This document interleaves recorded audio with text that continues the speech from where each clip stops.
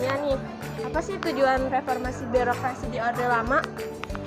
Jadi tujuan reformasi birokrasi di Orde Lama itu lebih berfokus pada upaya penyempurnaan sistem pemerintahan setelah kemerdekaan dengan tujuan membangun negara yang stabil dan mempersatukan bangsa.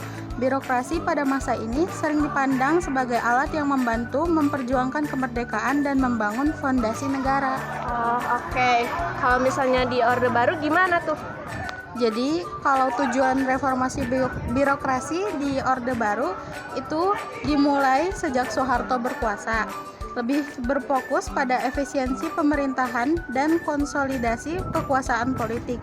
Orde Baru menerapkan birokrasi yang lebih terpusat dan menekankan disiplin serta loyalitas terhadap pemerintahan pusat dengan tujuan menjaga stabilitas politik dan mempercepat pembangunan ekonomi. Oke, jawabannya bagus banget nih. Makasih banyak ya, Teh. Iya, sama-sama.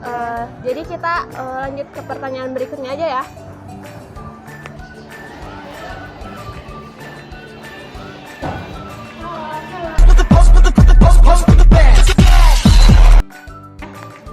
Jadi aku mau nanya nih, apa sih pendekatan dalam manajemen birokrasi?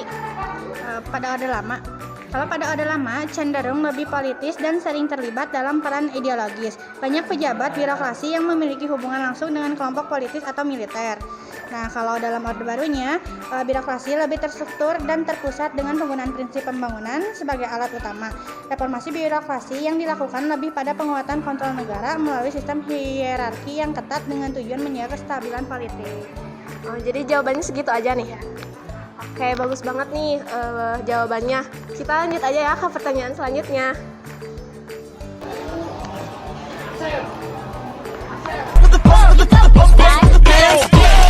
Pertanyaannya nih seputar reformasi birokrasi. Apa hasil yang dicapai dari reformasi birokrasi Orde Lama sama Orde Baru? Kalau pada masa Orde Lama, birokrasi masih dalam tahap pembentukan dengan kebijakan yang inkonsisten dan pelaksanaan pemerintahan yang tidak pasti dan terhambat oleh tantangan politik dan ekonomi. Terus kalau pada masa Orde Baru, birokrasi lebih stabil dan terorganisir, fokus pada efektivitas administrasi dan pembangunan ekonomi, namun cenderung otoriter, mengabaikan transparansi, demokrasi, dan kebebasan politik. Oke, jadi segitu guys hasilnya. Terima kasih banyak ya Kak. Kita lanjut ke pertanyaan selanjutnya.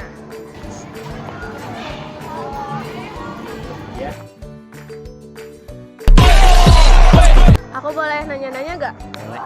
Aku mau nanya nih tentang seputar reformasi birokrasi. Apa aspek utama dari reformasi birokrasi?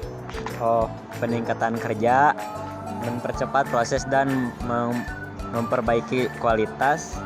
Kedua, transparansi dan akuntabilitas, mengurangi korupsi dan membuat pengambilan keputusan lebih terbuka. Ketiga, desentralisasi, memberi lebih banyak kewenangan kepada pemerintah daerah.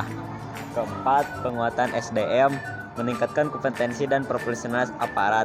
5. Pemanfaatan teknologi, menggunakan teknologi mempercepat administrasi dan mengurangi penyalahgunaan wewenang.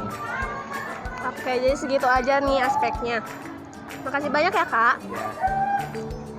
Oke guys, jadi kesimpulannya, reformasi birokrasi adalah upaya untuk meningkatkan kualitas kinerja birokrasi pemerintahan agar lebih bersih, efektif, efisien, akuntabel, dan berorientasi pada pelayanan publik.